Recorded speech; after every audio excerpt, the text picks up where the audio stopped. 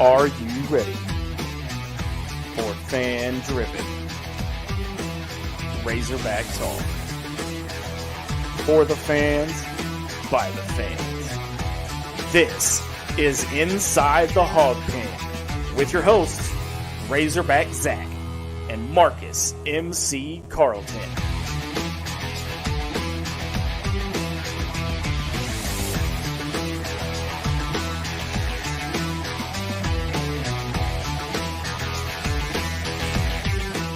I guess I shouldn't do that anymore because let's just get this over with. Let me talk to you. We're gonna have to like change everything up, man. Do something to kill the. We suck again. That's the thing. Hey, welcome into Inside the Hawg Pen, everybody. I'm Razorback Zach from the Central Arkansas Hawg Pen, joined by my buddy, as always, from the NEA, Marcus MC Carlton, back from the land of the enemy, behind enemy lines. You went down to Oxford, and we're gonna get a whole update. But here's the thing, MC, dude, we are not alone tonight. No, we are not alone in the slightest. Back for her second appearance, and I think she's got a big announcement to make live on the show tonight. Sarah Vogel. Let me see if I can get her back in here. What is up, Sarah? Welcome back into Inside. Hey guys, how are y'all? Good to have you back. Well, I wish it was under better circumstances. That, we were talking about a win, but here we are again. Flashback to 2018, 2019. We've about forgot to talk about, winning. We've about forgot what that feels like. So what's that like? Thank God for basketball coming. Is all I got to say. Ooh, that's all I'm saying. Hey, if you guys want in on the action, leave us a question or comment on the Hawg Pen live fan feedback. And Sarah, well, so tell us what's new on the hill. And you've got a big announcement. You want to do it now, or you want to do it later? We can save it for the end.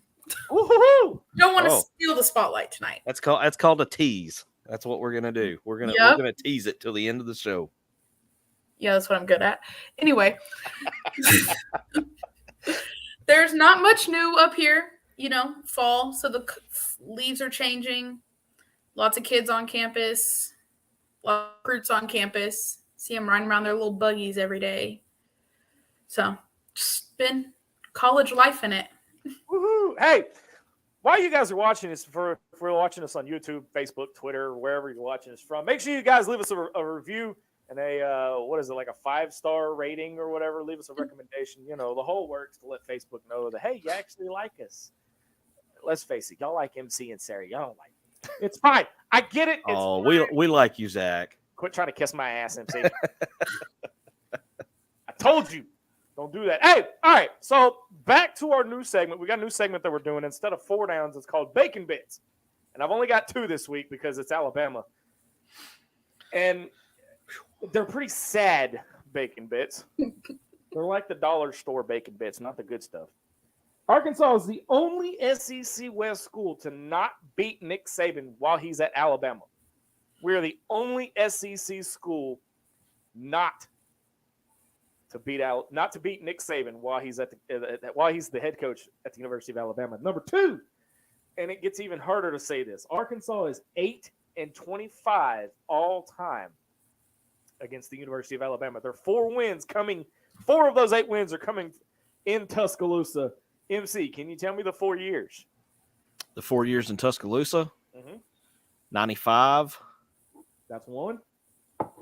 97. That's 2. Go back a little bit. Okay, I know 2003 because that was Matt Jones. That was 3. Give me one more. I don't know the 4th one. 1993. So once while I've been alive. Okay, so wait a minute.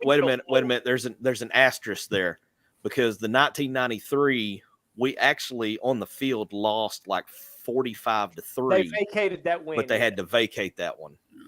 But we claim it, kind of how we claim the 1964 national championship. Yeah. Anyway, and they do too, ironically. I'm salty. I don't know about you guys. I'm salty. I'm all losing makes me kind of pissy. I mean, I'll just admit it. But we already got fans in the Hog Wild Live fan feedback. Trevor Kaiser says Kool-Aid Man is here.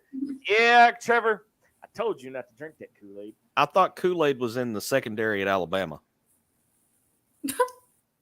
Isn't that dude's name? Like their star cornerback or whatever? Yeah. Loki in response to what Sarah says the anticipation is killing me. And there she is. Royalty is in the house. There we go. The ass kicker of cancer, our number one fan, Casey Sutton. What's up, Casey? What up, Casey? Sam Jones says, what's big on the hill, you say, Zach? Well, Rocket, KJ, and the spread for the Bama game. Hey-o. I mean, did y'all see the spread? Is it 19? Oh, it's up to 20, almost 21 now. I thought it was over 20. Yeah. I have to fire up the old Bet Saracen app. So let's jump into this. Ole Miss. New week. Same result. Yep. Yeah, you kind of dropping out on me there just a little bit. But yeah, new week, same result. I was there. Did you go to that one, Sarah? No. No? I didn't even watch it. All right. Well, here, my takeaway, defense played good enough to win. Offense was just anemic again.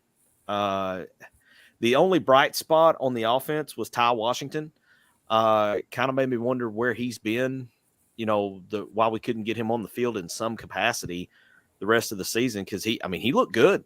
He was getting off the line well. He was getting away from the defense. 2 touchdowns. He's a good replacement. He's no Luke Haas, but he's a good replacement for Haas. Why has he been on the bench this whole time? That's the question that's kind of come up. Is that, and if you remember back when Deputy Dipstick was here before as OC, we ran a lot of 2 tight end sets. So, I don't understand, but anyway, that's neither here. Maybe I can get Rob Mason to ask that question, and maybe we'll see some 2 tight end sets going forward.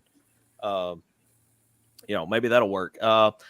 Overall, I will say this, and it pains me to say this. Ole Miss has upgraded their game day atmosphere from the last time I was there. Whoa. I just have to call it like I see it, man. They have significantly upgraded the game day atmosphere. Party in the SIP is a real thing. I mean, it was a very cool atmosphere. Would have been a lot cooler if we were winning, but I was looking for any kind of positive, and I mean that it was a fun atmosphere. Even if we were not playing very well. Are you trying to give Ole Miss props? He's pointing out a weakness at Arkansas because our yes, there we go. Coming from a college student. Here's the thing. I mean, the atmosphere at Arkansas is not. Sorry, I'm trying to make sure my audio is good. You said you're good now. You're good now. The atmosphere at Arkansas is not terrible. Because you're over 30 and you're. Yeah, never mind. I can't say that. Damn.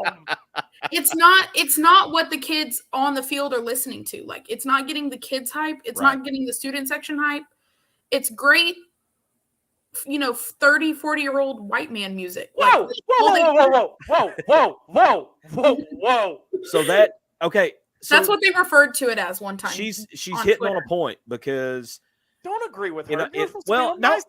Hey, I'm older than you, and I see what she's saying because no, I do too. I would say 90% of the music that Ole Miss played during the game, pre-game, and during the game, I had no clue what it was. I had no clue because it's not what I listen to. Yeah, but I can recognize hype when I see it. And they had the stripe out going, the end zone. I guess it would have been the north end zone of Vaught Hemingway is where all their students sit. And that student section was lit. I mean, they were fired up pregame, and then there were certain songs that would hit and they would just completely lose their mind.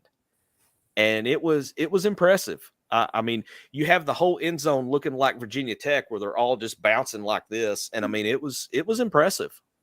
That's how it was, which we'll talk about it more, but at the red-white game, like you could tell the difference in music. Like football doesn't play stuff like that ever. Yeah. And the vibes are a little bit off. Well, and I haven't been to a game at Razorback Stadium in a few years as well. This was my first trip to Oxford since the Hunter Henry Heave game. So I mean they've closed off that north end zone. They added some more seating to their stadium. It's a lot louder in there now because there's nowhere for that sound to go. They had, they've got the cool lights that flicker on and off that pretty much every school in the SEC has except for us. They did that. They did a light show. They did the drones. The drone thing was really cool. I mean, the whole atmosphere, the atmosphere was a lot better than the product on the field from either team. I'll say that. Well, but I mean, at the same time, by the way, if y'all can hear me, give me a thumbs up. It kind of makes you, and of course, the comments are rolling in about the game day atmosphere at Razorback Stadium. Loki says she isn't wrong for sure. That may also factor into the fact the student section clears out so early. And I've noticed that the student section during the game is loud. They're rowdy. They're great. And then long about third quarter, they're gone. I'm going to be completely honest. I've been to almost every game in the last 2 years. Have not sat in the student section a single time. Well, there's nothing wrong with that. And I'm not dissing the student section. No, it's just the way they also manage it, because all those kids that go into the student section, you have to get in line 2-3 hours early, which means no tailgating. So that takes away tailgating atmosphere for students. Yeah, no, I'm good on that. Yeah, and then the kids at the front don't even know football. Why are you yelling when we're on offense? Please shut up. Don't know the rules. Right. And so, I mean, I just go find a seat and somewhere else or stand because I can't. It's horrible. Have you been up to the bar, yes, Big Reds or whatever? That's where I sat for the BYU game. Another horrible place to sit, personally. Really? So the way it is set up is if you want to drink and eat all day long for expensive food, it's great. But if you're not there when the gates open or earlier, because you need to be in the first 5 to 10 people to get in. Because that you do is everybody runs to the elevator, gets up there, and they move the chairs to that front railway. If you're not on that front railway, you can't see. Okay. I mean, it's a good idea, but I don't think it was completely thought out. They should have put, instead of just having a bar right there, they should have put a drop down of 3 rows of seats. And I think that would have been a better option. Because now that bar is taking up a lot of space. That could have been something like you're talking about at Ole Miss, where that north end zone makes a lot of noise. But instead, it's just a flat piece of concrete with a bar top on top. No one up there was really into the game, as I was. The people in front of me left because I was yelling too loud. So. Oh, well, they shouldn't have been there in the first place then. If you're the person that's going to complain about people yelling too much at a ball game, go sit at home and watch it on TV.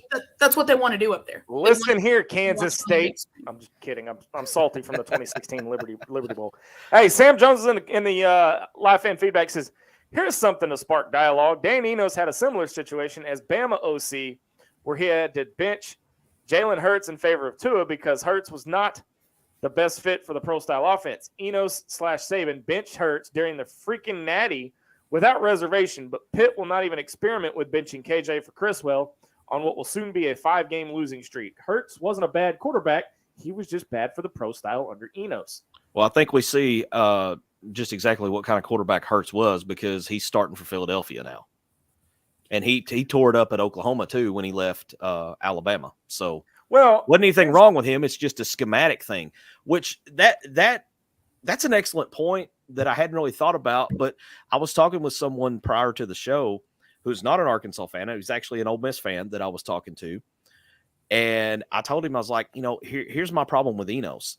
I was like, I feel like that he is forcing the square peg into the round hole with his offensive schemes and the way KJ's skill set is, because I don't feel like that he's setting up plays that cater to KJ's skill set. Now, he's forgot more football than I'll ever know, but that's just what I see. I also think we blame KJ a little bit too much because the O-line sucks. Well, and that's he doesn't have any protection. He doesn't have time for anything to develop.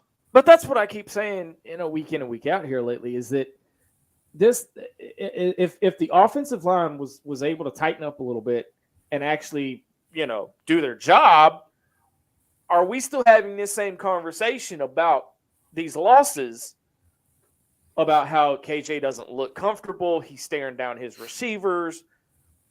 I mean, a close loss to LSU, I mean, that's fine. All right, that's livable. But the collapse against A&M, the collapse against Ole Miss, the collapse against BYU, I don't think we're having that same conversation if the offensive line, Bo Limmer, Brady Latham, weren't holding the whole time and having these pre-snap penalties. See, I can't even blame the penalties because at A&M we didn't even have that many. We didn't have a single penalty at A&M. Yeah, and we were that's still right. horrible. Yeah, I blame the penalties for BYU, but not for A&M. I agree, 100%. The Big 12 officials just like holding hands. That's why they kept calling the flags. I mean, it was like I think one guy got called 3 times in a row. Yeah, for holding. Yeah. Jonathan Parker says, makes you wonder why Washington wasn't the number 2 tight end this whole time. If you could have had Luke and Washington on the field together, they would be a big mismatch against both teams, against both of them for us. It looks like now. Look at you. It says, basketball has a totally different vibe than football when it comes to the fan experience, and they do. But I honestly think they need to put the student and I know we're jumping from subject to subject here, but that's how we do here at Inside the Hawg Pen. They need to put the student section behind the goal. No? You don't think so? Tell me why. It's already partially behind the goal. I think because we have that big tunnel right there, it would separate a lot of the students. So whereas I like that they have that big section that's all together. So is it directly behind the opponent's bench right now? No, it's across from it. Across from them. Okay. Behind the courtside seats. So there's some talk. I'm sorry, Sarah. Go ahead. I like where it's at, but we do still have the behind the goal part over there. So there is kind of like that distracting part. And there's also it's kind of a mix of students and regular people, which kind of gives some younger kids the opportunity to kind of enjoy the student section over there. Yeah. I just feel like with that tunnel being there, it's just not a good place because there's behind the goal, it's a tunnel. I've read on the renovations that are coming for Bud Walton Arena, I've read that one of the big discussions that's going on is moving the student section. Which actually, now that I think about it, it might just be a walkway that's there. It's some sort of thing going. If they're going to make it a student section, there needs to be no middle walkway. It needs to be. Is the tunnel on both ends? I can't remember. I think there is. We haven't been in Bud Walton in a while. Yeah, I haven't either. I don't think there is. I think it's only on one side. I don't remember. I think I'd have to look at it again. But in any case, back to football. Chris Faraci, Chris, if you would send me your pronunciation key for your last name so I don't screw this up again. He says, my son is a freshman on the Hill. He and his roommate commented on how much larger the Ole Miss student section was and the lighting. It's time for the U of A to pony up. So the student section at Ole Miss was pretty much the entire north end zone. It was pretty much the entire north end zone because they had the stripe out, blue, red, blue, red, blue, red. The north end zone was entirely blue. And I would say, if not that entire end zone is a student section, it's got to be 80-90% of it because there was just, you can tell when it's a bunch of students sitting together or if it's like, old farts like me and Zach. And there the pot shots about my age tonight. What the hell? I took the first bullet on that because I'm the older. I took the first bullet in pre-show. Well, okay, yeah, that's fair. I took 2 bullets in pre-show. That's fair, you did. But it was, you could just tell that it was students and it was way too lively. Like I had my wife and my 2 boys with me. There wasn't any of that going on in the north end zone. All those people were sitting on the sides. We were sitting right behind the Razorback band. But that end zone, he's right. The end zone, the student section there was huge. And we built a bar for people to sit at and drink and not watch the game. Yeah. Revenue source. Yeah. And here's the thing, and I'm critical where it counts, but at the same time, if you're gonna cater to the crowd, quit catering to the and MC. I'm sorry, dude, but quit catering to the old boosters and cater to the students and the current fan base that's there. Well, what's wild is he said that Ole Miss was bigger, and we have a higher number of actual students at Arkansas than Ole Miss, almost 7,000 more, I think. I was talking to someone. I think they're at 23,000. We have 30,000 students. Yeah. And our student section is this big. Yep. And it's about, and this is the old man in me coming out. It's the revenue stream, because you can get more from people my age and up paying a premium for those seats than you will for student tickets. So that's. So they could charge more for student tickets. I'm going to put That's Sam Jones' comment up here just to show you guys he's writing novels. Yeah, he's sending us chapters of War and Peace here. So we're going to move it to the side. But here's the thing: I disagree with blaming KJ too much. His arm has absolutely been exposed in this offense. He's not accurate. His reads progressions are slow, and him throwing slants is horrid. The O-line is terrible, but KJ has been equally bad, and I won't even touch on his nonchalant demeanor, lack of energy, and zero leadership. Watching Shedeur Sanders with an equally bad line makes plays, motivates his team to a 4-2 record, validates what my eyes tell me with KJ. Sam's got some good points, because the thing I have noticed with KJ in the last couple of weeks, I have noticed the demeanor on the field. Look, if you're getting pummeled every single play, it's kind of hard to keep a positive attitude and keep the enthusiasm and everything up. Now, I will say I have seen him miss more passes this year than he has in the past. There was a slant Saturday night. I'm trying to remember when it was. It was in the second half, and I think it was Tesla that slant across the middle, and a better pass, he at least picks up a first down, if not scores, because he had a seam there. And that was, and I'll give Deputy Dipstick credit on this one. It was a great play call right there in that instant, because that was the perfect play called, and KJ just missed him. He just flat out missed him. And there've been a couple other plays. There was a play down close to the goal line in the fourth quarter after Ole Miss had taken the lead. Yep, I know what you're about to talk about. We did not. We went back to the shotgun on short yardage situation. KJ runs to the inside. If he goes wide with that, he walks into the end zone. So here's my question. He could have walked into the end zone. Why, on a 3rd and 9 from the 9, you call a QB sneak when the run game has not been there the whole bloody time? Why not go back to 8? Why not go back to Washington? He was the dude that was making things happen on offense. Why not go back to him?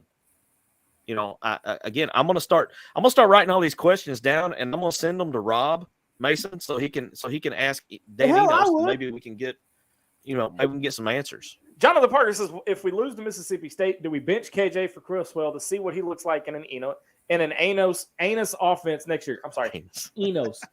So we can tell if Anus needs to go or not. Here's the thing. When you're more – and I've been a big proponent and I've been a big defender of Sam Pittman up till this season, okay, up till now. And when you're more worried about what's being said on Twitter and you've got an offensive coordinator that's more worried about sending emails to students than he is correcting the errors in his playbook and getting the play on the fields right, something's wrong. And I know, Look, Sam, you're probably never going to watch this show, but I'm going to say it anyway. I know Dan Anus is your buddy and all, but give him the boot. It's time for him to go. It ain't working. I was going to say something. They said something about KJ's demeanor, just going back to that. Living next to KJ for 2 years, he's 100% of the time, just being honest with you. So he doesn't look like he smiles much. He really doesn't. So, I wouldn't judge, his performance off of his kind of nonchalant attitude. That's kind of even when kids run up to him, he's never energetic. He's always kind of. Is he an introvert? Maybe. I kind of think he is. I don't think he likes the attention he gets, to be honest. After even living next to him, anytime he'd see me and my friends that lived there, he'd be like, hey, and kind of like, you know, like he would honestly sit in his car for 2 hours and wait for no one to be outside before he'd go inside. I mean, I get it. Now, Mama Linda's in the house. Mama Linda's in the house says, hi, guys. Been a long time. I finally have you back on my phone. All right. Welcome back. We missed you too. Mama Linda. Chris Ferracci says, RZ, you nailed the pronunciation. I don't speak well, so it's a miracle I got that right. Born and raised in Clarksdale, Mississippi, as well as my son. Not looking forward to the Ole Miss fans next year. Oh, yeah. I'm sure. At least did they throw trash on the field this time? No, they were just rude to Cannon. Yeah, there were a couple, I saw that. And then guys that were. Then he starts trying to suck up on Twitter about it. No, he was BSing the whole time. He meant it. Well, and here's the piece of that I hate. He and his mom, Ginger, is that right? Is that her name? Mm-hmm. They were one section over and about 8 rows up from us, and I had no idea what was going on because, I mean, there were a few Ole Miss fans scattered in there, but there was a pretty big contention of Razorback fans right there in those 2 sections. Like we were in section S, I think is where we were. I think he was talking more after the game. Was it after? Okay. Yeah, it was after. We're trying to look for some directions, and some of the students were pretty rude. Okay. Yeah. Well, I mean it. And then one of them went after him on Twitter, if I'm not mistaken. So is that the guy that ran away with his tail tucked when people started picking up? Yeah. Ran away. But hey, we're up against the break. When we come back, we're going to continue our discussion into the football season. And Sarah's going to give us some insight into the red-white game. Plus, she still has one big announcement to make on the show. You're watching and listening to Inside the Hawg Pen on the Sideline Radio Network. Back right after this.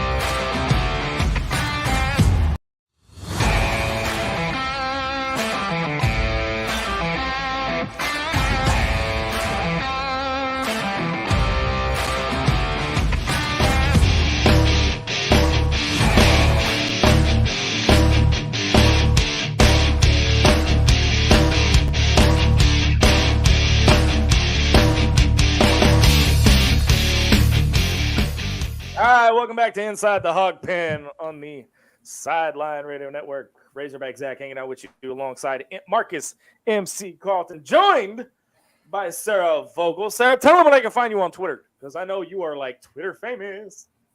Oh, yeah, you can follow me. Look, it's down there at the bottom somewhere. All right, so I'm going to go ahead and put a bow on this Ole Miss crap, and we're going to move on to Alabama here. Yeah. Bottom of your screen, take a screenshot. Make sure you highlight it, write it down, take a screenshot, send it to your family so everybody has the information that they need for the game on Saturday. Arkansas Razorbacks 2-4 travel to Tuscaloosa to take on the number 11 Alabama Crimson Tide, sitting at 5-1. Currently, as of 6:30 tonight, they were a 20-point favorite. That is, the game is on ESPN. It is immediately following game day on ESPN.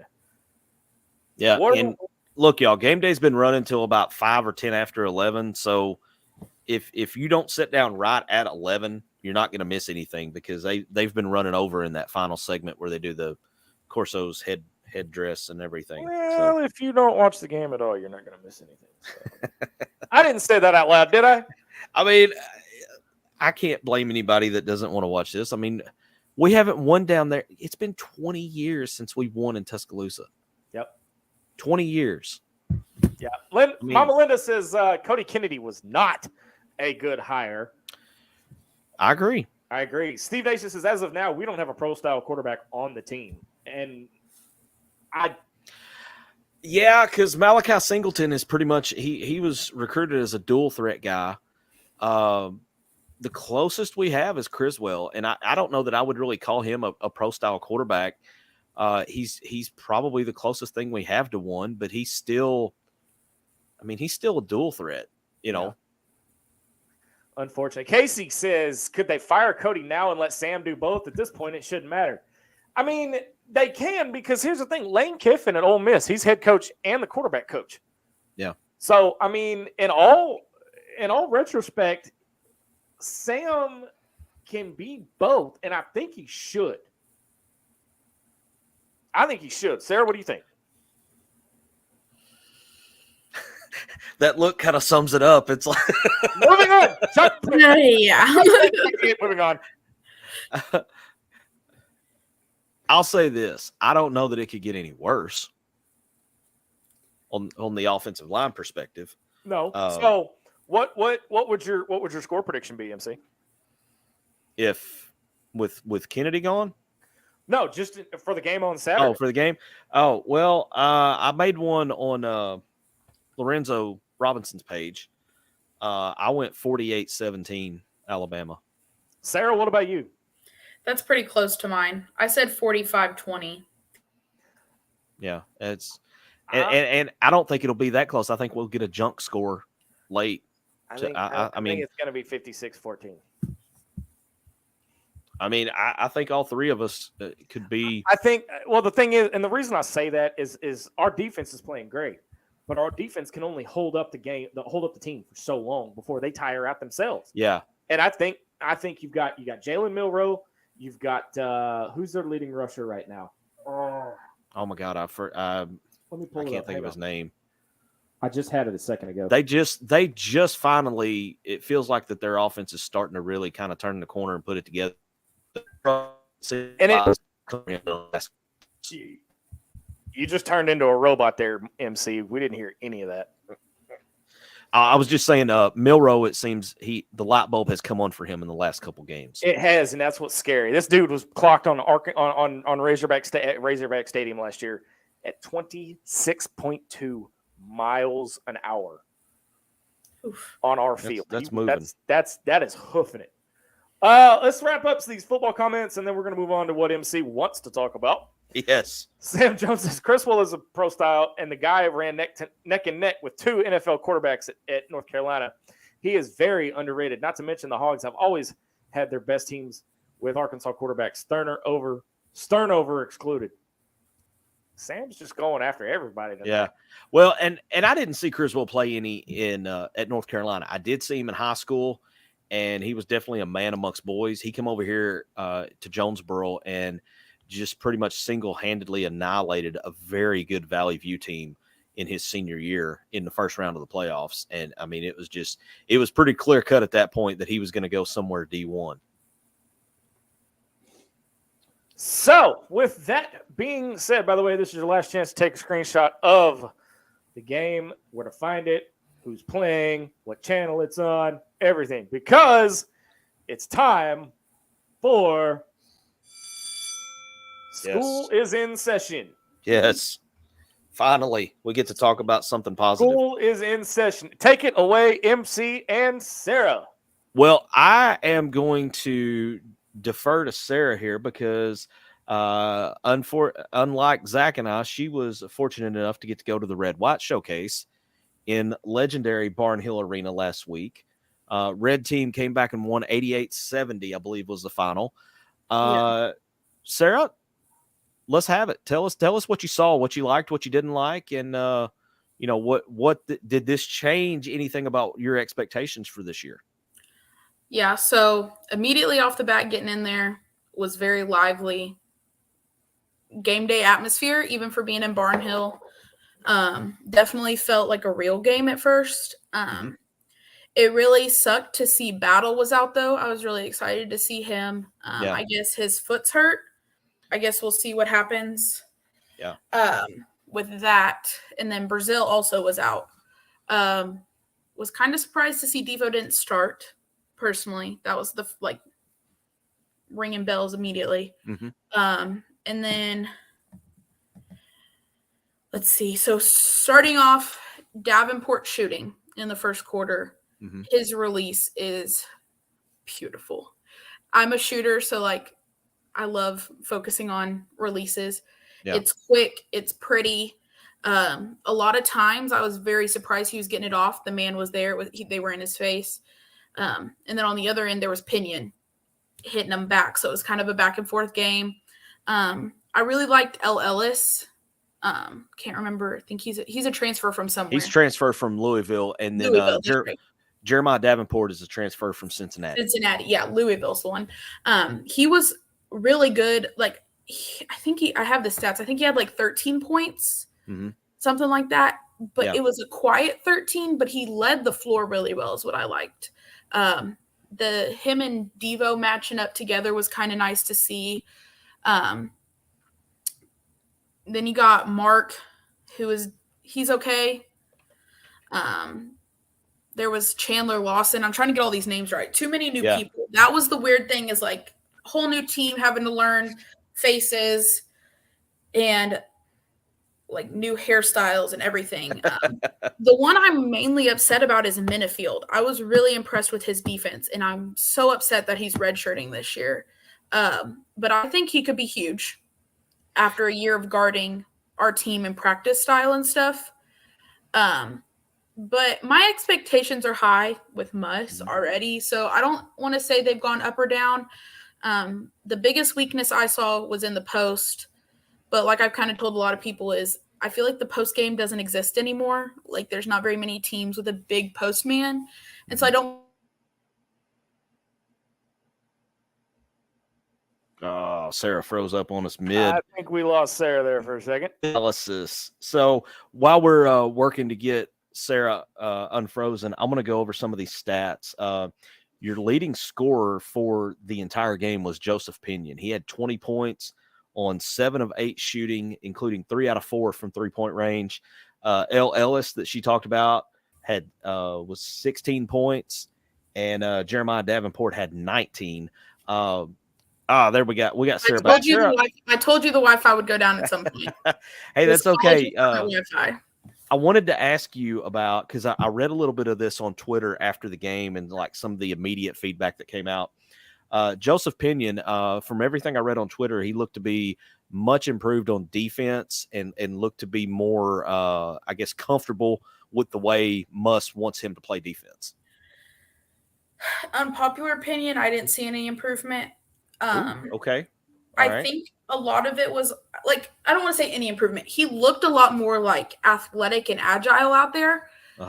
But he did the same thing at last year's red-white game. Okay. He played really well, scored high. And so I don't want to say he looks better until I see him against a different team.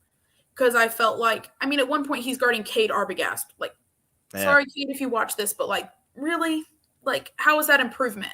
We love you, Cade. Yeah, no, I get exactly what you're saying there. Some of the feedback was talking. You hit on this earlier, but with Davenport and his shooting, and then Bay Fall, the true freshman, ended up with 13 points on the game. You know, I'm looking over some of these stats. Pretty much everybody shot pretty well from the field. That's what I was what I'm meaning by the defense was kind of like. I mean, it's a scrimmage against your own team. Like, I felt like they weren't playing full out in order to see a lot of good stuff. Like, even, like you mentioned, Bayfall, like, impressed. Like, I hate to say that, but, like, just he's a tall all the recruiting notes that I read about Bayfall is that he is one of these guys that's very raw, and he was recruited basically based on potential rather than what he has in his skill set at the moment. You know, he's kind of one of those projects that you see. But looking here, you know, field goal percentages are very inflated for this game. The white team as a whole shot 55% from the field. The red team shot 69% from the field as a whole for the game. 54% for the red team from 3-point range, 47% for the white team. So either they were getting really good looks or, you know, no defense or something, because that's compared to how this team shot from 3 last year, that's astronomical numbers. The threes, I think, like, actually our defense looked pretty good on. So I think the threes are probably, out of all the numbers, like, that's a true number, I feel like. Like, we shot very well. Free throws, we sucked yet again. Sam Jones in the live fan feedback says, wouldn't be concerned with who does or doesn't start. Doesn't start in a Muss offense. You can average double digits off the bench and be a spark. I didn't take much from the red-white from the red-white game because zero defense was played. Pinion will be better, but he's not Steph Curry like that game made him appear. He also says he also has a question for you, Sarah. Go ahead. He says, Sarah, the post position matters more than you'd like to think. Who are the teams who ended our season the last 3 tournaments? What did they all have in common that we couldn't match up with? That's kind of that's kind of what I was telling y'all earlier is it matters, but it doesn't. I think we have a decent post. Before I cut out, I was trying to talk about Harris, who's a transfer from Southern Miss. Yeah. And then we have Mitchell, and then if you count Graham and Brazil, I kind of count them as a 4. Brazil maybe a 5. But the only big, strong guy that we truly have is Mitchell. Yeah. And he's good. And like you're right, we have ended our last 3 seasons with big men, but a lot of other teams also don't have those big men still. But this year we have a decent post, but better shooting. So I think it's kind of it's getting better. I don't think we'll ever have a Toshibwe standing in the paint the whole game. Well, and also, and your outside shooting it's kind of like in football where you run to set up the pass or you pass to set up the run. If you're hitting threes and you're pulling those guys out of the paint where they can't just sit back in there and pack the paint, it's going to make your game in the post look a little better because when you have to spread the defense out to cover the 3, that's going to leave guys like Jalen Graham or Mitchell or whoever, they're going to be shooting more layups rather than they are contested shots. So it's one of those deals of what comes first, the chicken or the egg. If you get the good outside shooting, then that's going to help your post game because it's going to result in some easier shots, or you're going to be able to penetrate to the hole better when you fake the 3 and drive by when they come running out to stop the 3. I'm interested to see what happens in these 2 exhibition games. The first one is not, I expect Arkansas to really. That may not be much more than a scrimmage. That's going to be UT Tyler. Honestly, Arkansas, and this may sound kind of arrogant to say, but I think you can just roll the ball out there and Arkansas is going to win that game. Being the way it is. Sarah's having some internet issues. We'll try to fight through that. What I want to see is this Purdue game. Saturday, October 28th, the open date for football. So, and this game is going to be streamed. I saw from the official Razorback account a week or so ago that they're going to stream this game and the Little Rock game this year. So that's and if you saw the end of the show last week, you saw me giving Zach and myself some credit for that because we pissed and moaned so much last year about the Little Rock game not being covered by any kind of streaming anything. So I'm just going to take it that we played a role in that, and we're part of the reason that they were able to get that game going. Man, and StreamYard is just StreamYard doesn't like Sarah right now. StreamYard does not like Sarah. Sarah's coming too hard with some of those takes, and maybe Enos was watching and he's coming in and hacking into our system here to keep her from being on. Mama Linda wants to know, do we have any alley-oop or slam dunk guys? I did see a few highlights of some pretty plays like that, some dunks. I think Ellis and who's the other guy? Ellis is one that's going to be a dunker. Of course, Jalen Graham likes to dunk whenever he can. So yeah, I think you're going to have plenty of opportunities to see those guys. Let's see. She's changed devices. There we are. Got her back. I switched to my phone because this school. That's all right. Hey, we improvise. We get through it. Hey, Sam Jones wants to give you props. He says, Sarah, my second undergrad was broadcast journalism. You're really articulate and you know the players and the stats. You should explore sports journalism as a career. Sam, here's a hint. Stay tuned to the end of the show. I don't see it as a career, but thank you. Not going to give anything away, but y'all stay tuned for the end of the show for a big announcement from Sarah. Brad Staten says, I'm always afraid of relying on outside shooting. Sometimes it's on and sometimes it's not. I want to see a balanced team inside and out. Can you really say that Muss's teams are balanced? Also, I think with the being on and off, when you have, because we had Mitchell hitting a 3. We had Fall hit a 3, I think, or his toe was on the line, whatever you want to call it. you have more than just Davenport and Pinion. Like, those guys' shots have truly, truly improved. So I think we're fine shooting Well, wise. and Sarah, I don't know if you heard this, but I made a point a while ago about between the inside game and the outside game. It's kind of like in football, when you run the ball to set up the pass or you pass to set up the run. If your outside shooting is better, it's going to lead to easier buckets inside because you're spreading the defense out and they can't pack in a zone like we saw pretty much every SEC game last year. Yeah, it's definitely going to be different this year. Our shooting is a lot better. Yeah. And that's you gotta give Muss credit, because every year that he's been here, whatever has been the weakness the previous season was not a weakness 2 years in a row. He goes out and whether it's through the portal or freshmen coming in or whatever, he finds, he makes improvements and upgrades to where you're still going to have weaknesses, but it's not going to be the same weakness as you had the year previously. Exactly. It's definitely, I feel like maybe he read my Twitter post.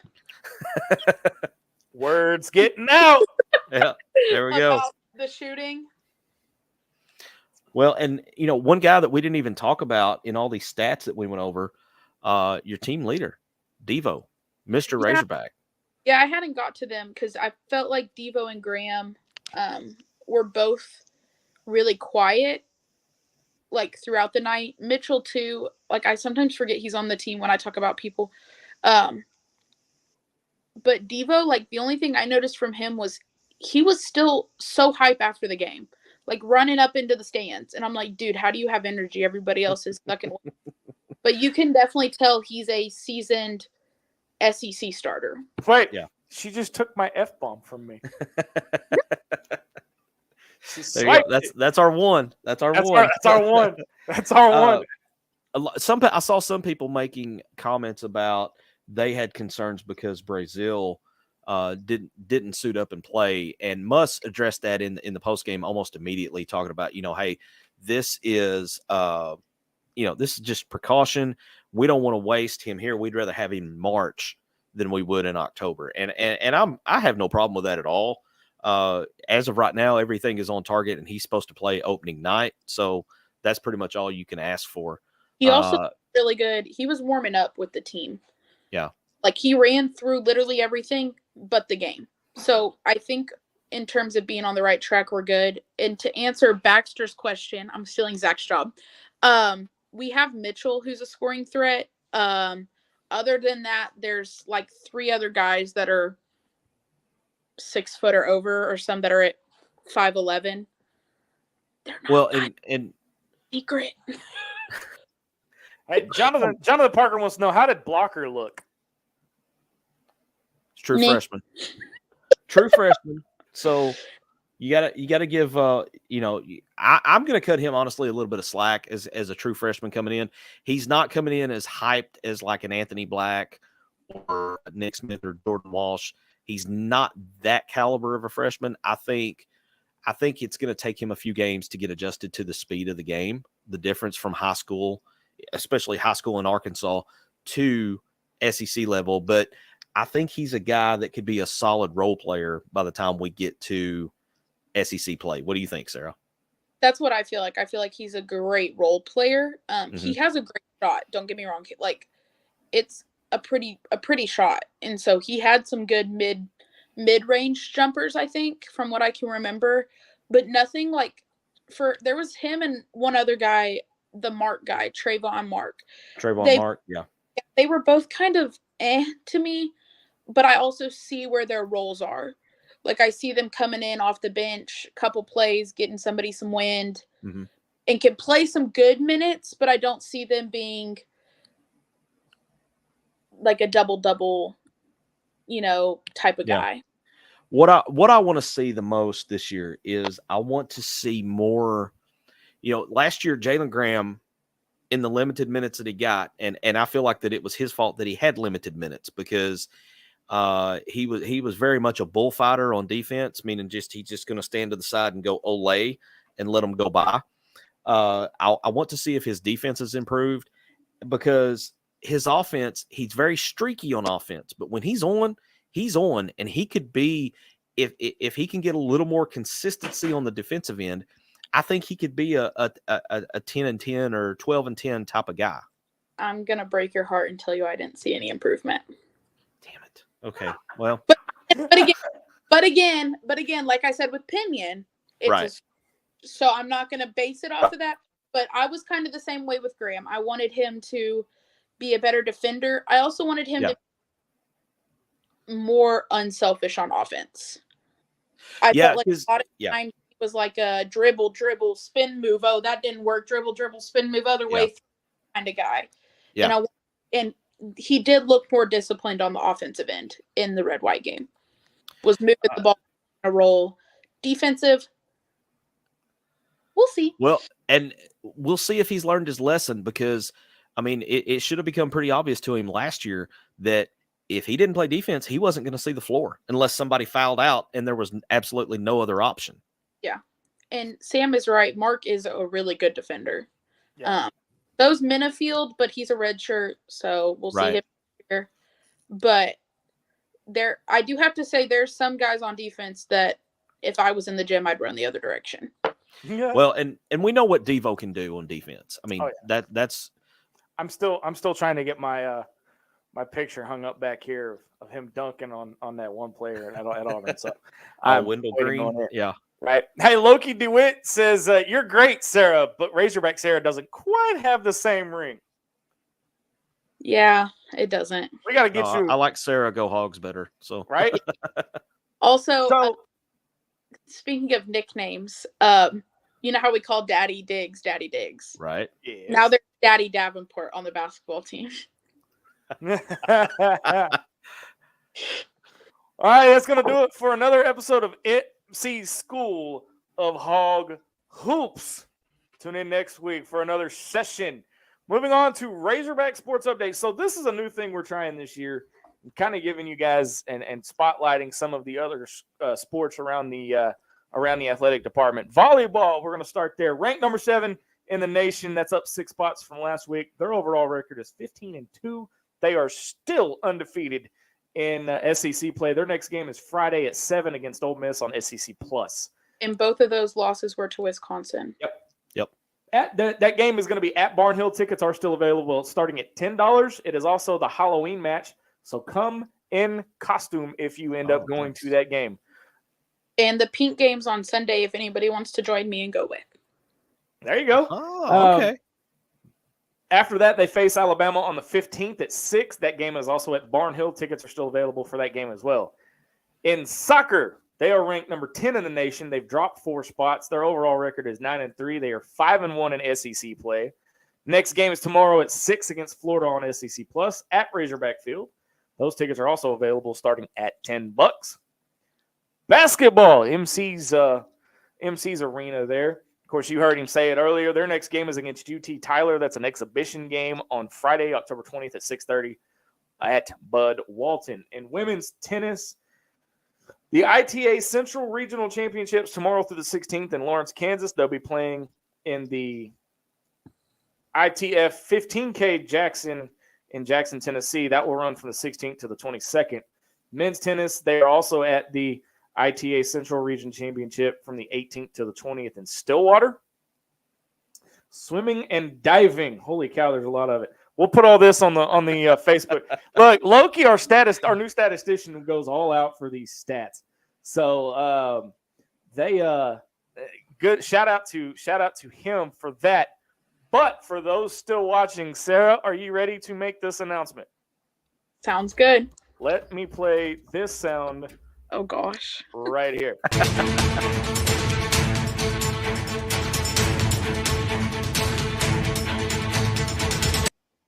All right.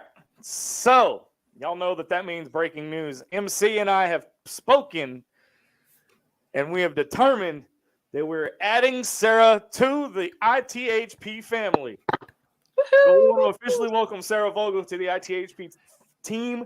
She's going to be joining us throughout basketball and baseball season. We look forward to having her insights, and we do need to get a nickname for Sarah to put on the show. And the so far, Brad Staten says, "What about Suey Sarah?" Man, they all spell it without an H. That's one thing all y'all in the comments got. It has.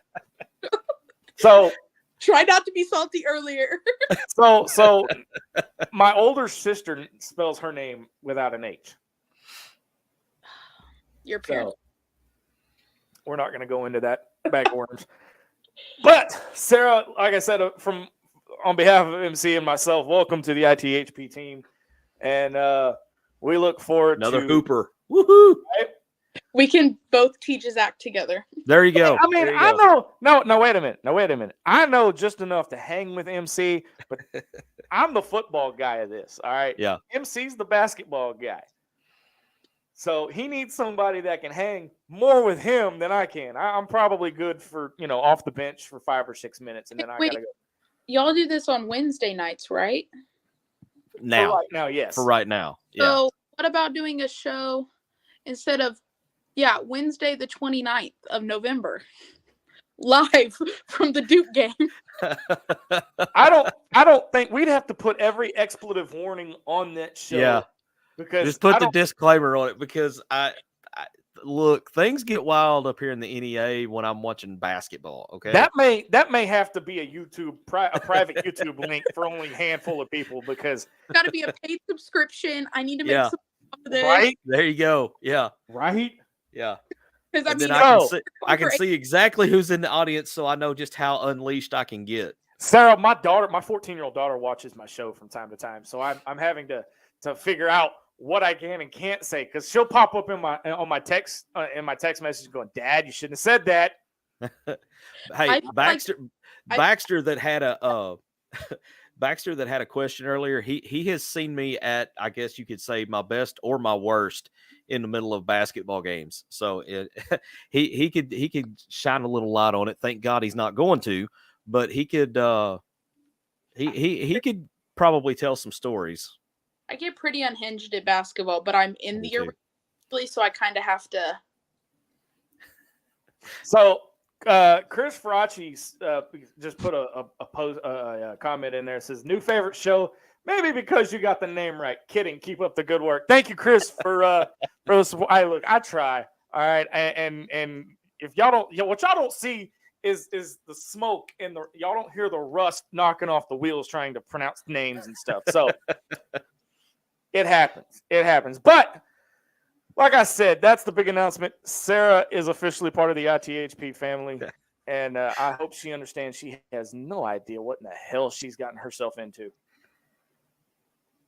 I got one comment here. We lose a basketball game and you try to put me on here. You might have to. Hey, post game might be fun for that one. Yeah. So I got to throw this up, and Baxter, Bud, I hope it's not stormy weather where you're at, because if it is, you're about to get hit by lightning, Bud. I call BS on that comment. I call BS on that comment. Yeah. Like I said, Baxter has seen me at my best or my worst, whichever way you want to put that. So, but yeah, Sarah, I'm kind of in common with you. I get pretty unhinged, and I start talking to the screen like I'm one of the coaches in the huddle. And I do that game. You get up and get in the kneel position like they do, the little crouch position that they do. Yeah, the kind of the must position, the hands on the knees, kind of bent over watching. Yeah, yep. I'm like, yeah. I don't like the student section, like I said about football. So last year for basketball, most of the people in our group always had like upper level tickets, so we would always trying to find lower level tickets, and we always ended up in the visitor section behind the visitors bench. And there may or may not have been a few games where landmark people were having to escort me out. Hey, we're not talking about landmark, because I got the Yellow Coat Brigade. Landmark doesn't exist anymore, so we can talk all we want about them. It's now out universal. Okay, all right. Whoever they hired to run the baseball, the Hawg Pen, I want to slap every single one of them. It's okay. We got Lonnie now. I got my connections. You know my connections. I got them. I got you. Hey, we may have found your nickname, Sarah. Yeah, let's see. Sarah Swish. I like it. I kind of like that. Wrap it up. I kind of like that. And I was a shooter, and they did go swish. All right, there you go. There you go. We need There to you go. So we need to add a swish sound effect. Is that what you're saying? Yeah. Oh, we can hook that up. We got that. We got that. We MC, can definitely hook that up. as we're wrapping up here, final thoughts. We'll start with you, MC. Man, let's just on football. Let's just go down to Tuscaloosa and roll the ball out and see what happens. You know, it's been 20 years. I think Larry is rolling a gutter ball right now. You know, here's what I want. Okay, I want the offensive line to stop being like the southern border of our country and just letting everybody go by. Okay, I want them to show up, protect KJ, provide some semblance of a hole for Rocket to run through, and let's just see what happens. Sarah, how about you? Honestly, I don't really care about Alabama, but after we lose, Dan, don't send any emails. And then let's Fayetteville and kick Mississippi State's butt, and Pittman and KJ can get back on Twitter, and everybody can stop running their mouths to them. There you go. I like it.